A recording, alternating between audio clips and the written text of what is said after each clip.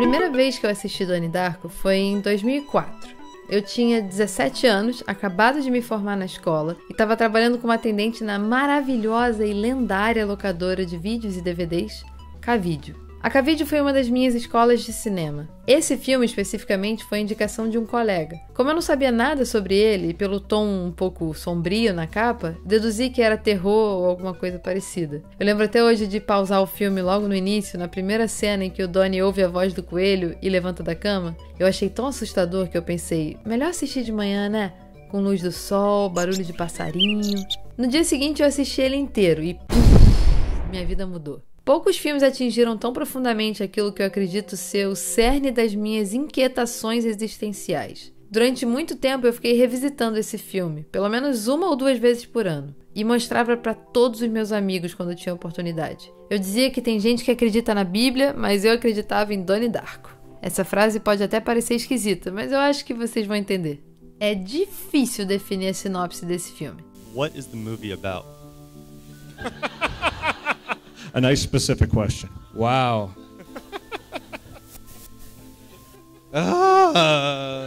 Eu poderia dizer que é sobre um garoto que ouve vozes de um coelho com cara diabólica que vai conduzindo ele a executar algumas intervenções durante noites de sonambulismo.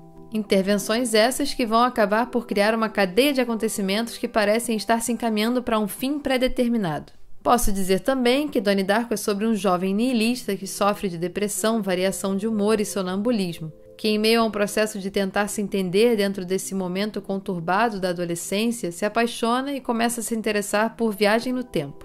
Ou que é sobre um garoto que lida com situações estranhas em sua pacata cidade após um acidente bizarro onde ele deveria ter morrido, atingido por uma turbina de avião. O simples fato de ser tão difícil definir ou simplificar a trama já diz muito do porquê eu amo esse filme. Ele é estranho, não se atém a um gênero muito reconhecível. Fico até achando que talvez a maior referência comparável em termos de ambiência e estranheza seria Twin Peaks ou Veludo Azul, do David Lynch. Até por conta do subúrbio como cenário.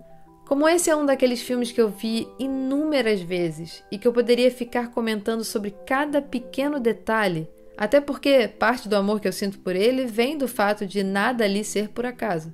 Eu vou atentar a alguns aspectos que eu acho que são pouco abordados e que fazem dele um filme único e memorável. Donnie Darko foi o primeiro longa dirigido por Richard Kelly, quando ele ainda tinha 25 anos.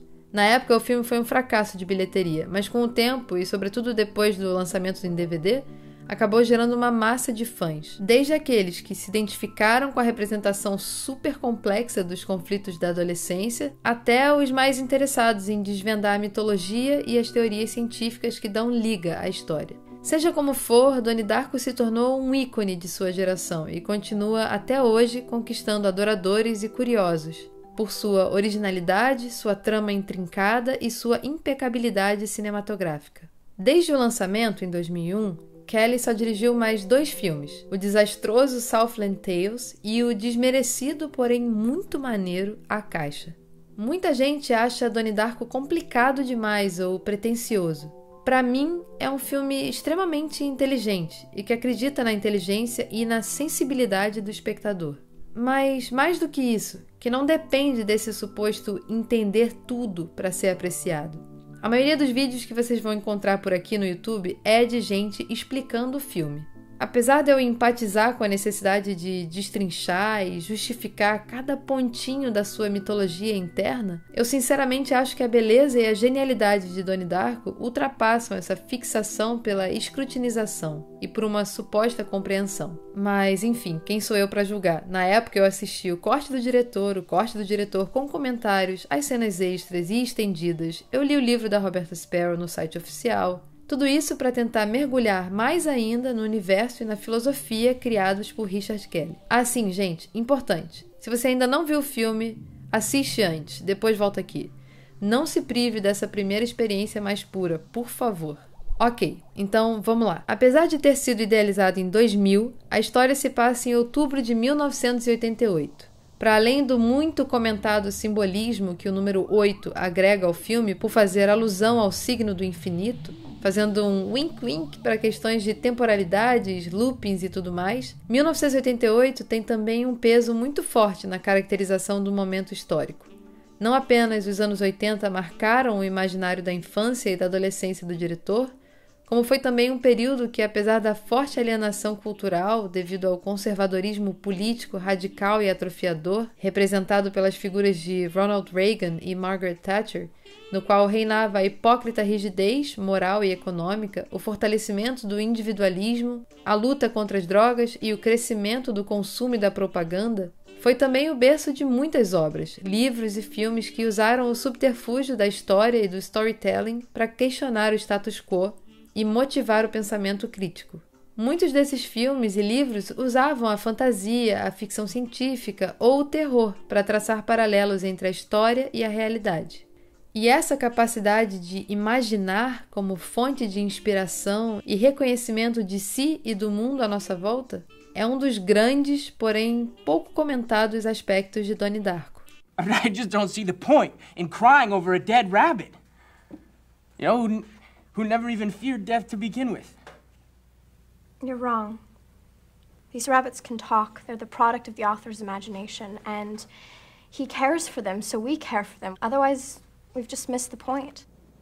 Logo na primeira cena da família reunida, a filha mais velha provoca seu pai quando diz ser favorável ao candidato do Partido Democrata, o Dukakis, que estava concorrendo contra o George W. Bush pai. Em 2000, ano da feitura do filme, estavam acontecendo novamente eleições presidenciais, nas quais, novamente, um George W. Bush ganharia, só que agora o filho. Isso pode ser compreendido como um comentário sobre o caráter cíclico das experiências, nossas e do mundo.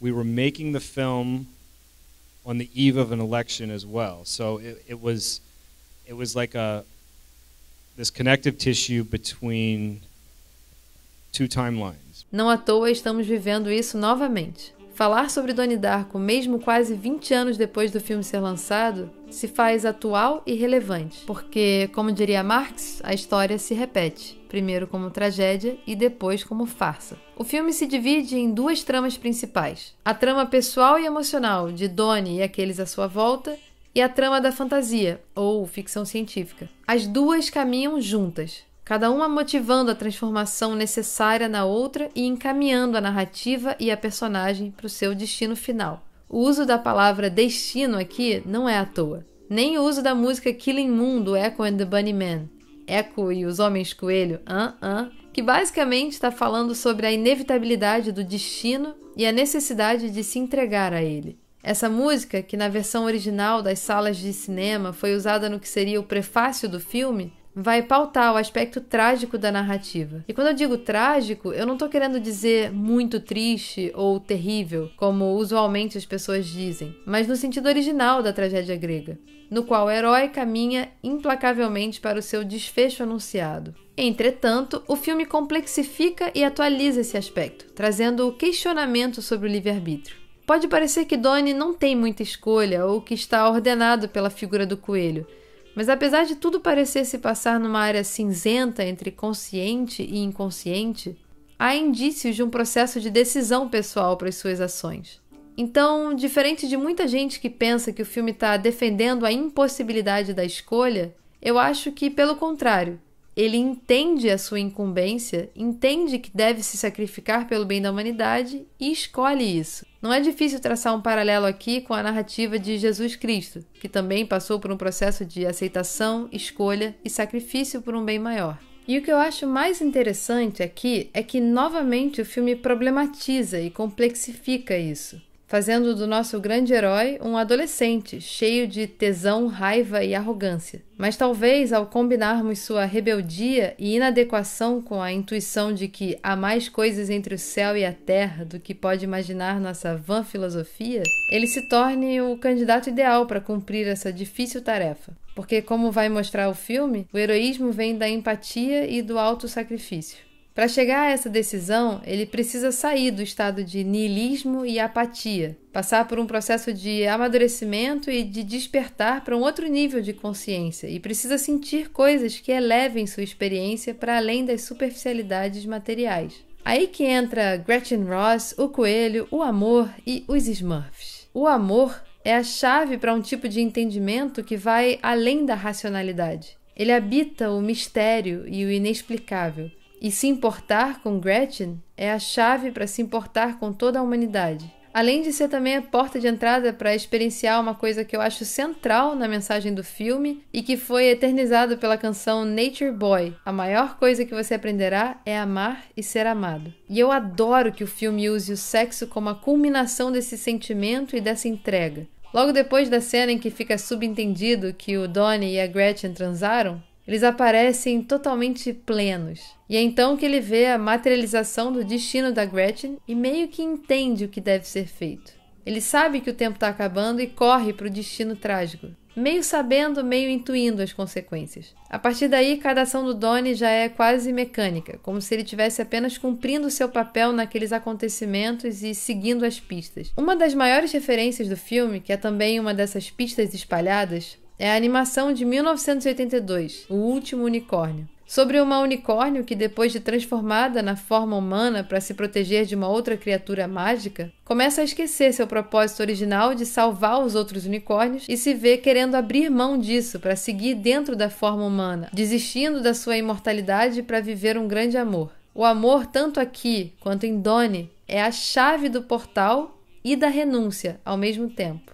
O coelho, Frank, tem o papel de oráculo e de guia nessa trajetória de abertura de consciência e amadurecimento. Um símbolo usado desde os tempos de Alice no País das Maravilhas, que remonta a significados ainda mais antigos sobre sorte, intuição, mundos imaginários, poder de transmutação e outros. Tudo o que acontece a partir de sua aparição é uma série de eventos perfeitamente alinhados e concatenados para dar sequência às duas tramas principais: permitir a formação dessa abertura da quarta dimensão e, consequentemente, a viagem no tempo, e permitir a evolução do nosso protagonista e sua aceitação, até chegar ao momento de enfrentar os seus maiores medos, a morte e a incerteza se há realmente algum sentido maior para a existência. Donnie Darko é um filme fundamentalmente espiritual. E com isso eu não quero dizer religioso, nada disso. Mas ele se pauta pela busca por sentido, que no final das contas acaba sendo caracterizado pela história como uma busca por Deus ou uma explicação divina, além da compreensão humana. Logo na abertura do filme, com aquela vista das montanhas cobertas por neblina e as costas de Donnie que insurgem no quadro, a gente já pode traçar um paralelo com a pintura Caminhante sobre o Mar de Neva, do alemão Caspar David Friedrich. Esse quadro é famosamente conhecido enquanto uma representação icônica do sublime, porque incorpora a imensidão do desconhecido,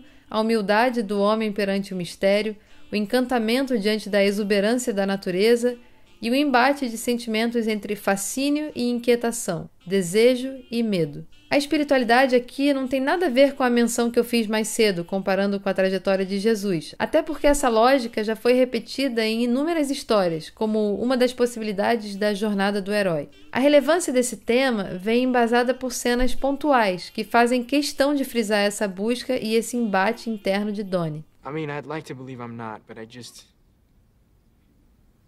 never seen any proof, so I just don't debate it anymore, you know? It's like I could spend my whole life debating it over and over again, weighing the pros and cons, and in the end I still wouldn't have any proof, so I just don't debate it anymore.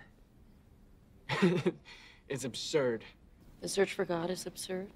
It is if everyone dies alone. Algumas pessoas se incomodam com essa junção entre física e misticismo, como se isso enfraquecesse o filme. Como se pelo fato dele utilizar conceitos realistas de viagem no tempo, criados por Stephen Hawking, não pudesse mesclar com uma visão mais holística, como se isso manchasse o racionalismo, o iluminismo do filme. Para mim não tem nenhuma contradição nisso, e eu acho que ele consegue trazer um equilíbrio muito bom. Ele simplesmente usa a viagem no tempo como pano de fundo atrativo e, obviamente, maneiro pra caramba, para poder criar uma alegoria e, com isso, atingir os pontos fundamentais. E, novamente, essa espiritualidade e busca por algo divino não tem nada a ver com religião e moralismo ou uma apreensão simplória do mundo entre o bem e o mal. Até porque uma das maiores críticas feitas pelo filme é a de simplificar as emoções humanas de modo binário para encaixá-las em categorias positivas e negativas. Duas cenas importantes repudiam essa operação e sugerem a compreensão de que não há felicidade sem sofrimento.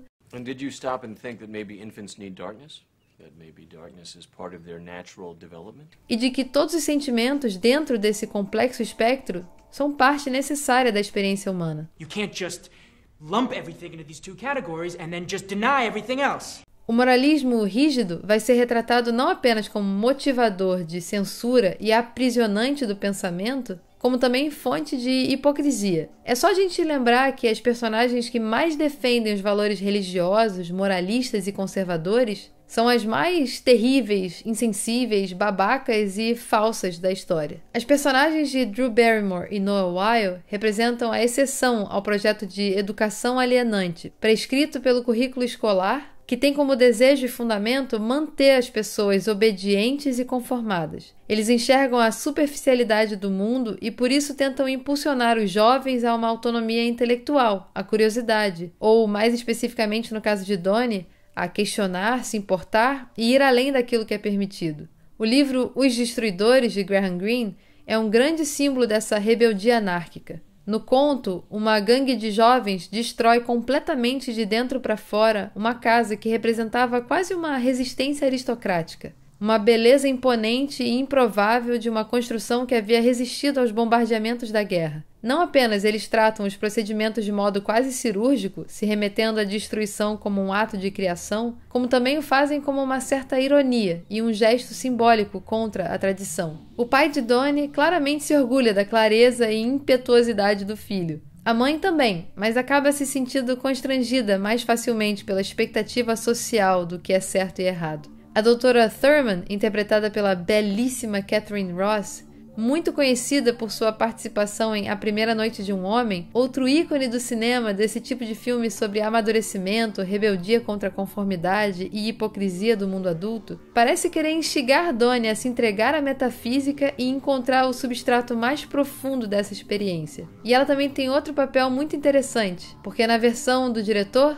a gente fica sabendo que na verdade ela estava dando placebo pro Donnie. E isso tem a ver com um comentário que o diretor queria fazer. She makes a questionable decision that's probably against her principles, but she does so because I think she's really convinced that there is something supernatural or otherworldly happening to Donnie, and she's not comfortable putting him on any of these medications. It was sort of like I was trying to position Dr. Lillian Thurman as being kind of against this drugging of the youth. O motivo de eu ter me identificado tanto com o filme e com a sua filosofia num nível mais existencial vem do fato dele abraçar o mistério como uma forma de certeza e chegar à conclusão de que isso basta. A conclusão diz mais sobre a vida do que sobre a morte. Fala sobre o poder do amor e da empatia como potências transformadoras e o poder das ações do indivíduo e sua capacidade de afetar e potencializar aqueles à sua volta. O diretor faz questão de desviar de explicações mais definitivas sobre os enigmas do filme, às vezes tratando como se ele mesmo não soubesse as respostas. Então, você querendo entender o filme como uma catástrofe cíclica na quarta dimensão que impele um adolescente perturbado a amadurecer e enfrentar o desafio de salvar o mundo, ou se você entende isso como uma segunda chance que Deus dá a Donnie de viver intensamente seus últimos dias na Terra, Donnie Darko continua sendo tão fantástico por acolher tantas possibilidades de leitura, reiterando a magia do cinema e da arte enquanto esse canal para o pensamento e para a catarse de sentimentos. E eu termino citando uma frase do pai do Jake Gyllenhaal, que ele fala numa entrevista como algo que influenciou bastante sua carreira. The job of art is to disturb the comfortable and comfort the disturbed. Bom, gente, é isso. Eu poderia ter falado sobre muito mais coisas sobre esse filme. As influências do Stephen King e do Terry Gilliam, referências ao surrealismo, a importância e os comentários de toda a trilha sonora, sem exceção. Mas como estava ficando muito longo, eu resolvi parar por aqui. Se vocês quiserem explicações mais precisas sobre universos tangentes e tudo mais, tem muito vídeo por aí. Eu quis trazer uma abordagem mais original para análise do filme. Eu espero que vocês tenham gostado. E, claro, se vocês tiverem gostado, por favor, compartilhem, disseminem esse conteúdo por aí, comentem, deem a sua opinião. Vamos continuar essa conversa aí pelos comentários. Então é isso, gente. Muito obrigada e até a próxima.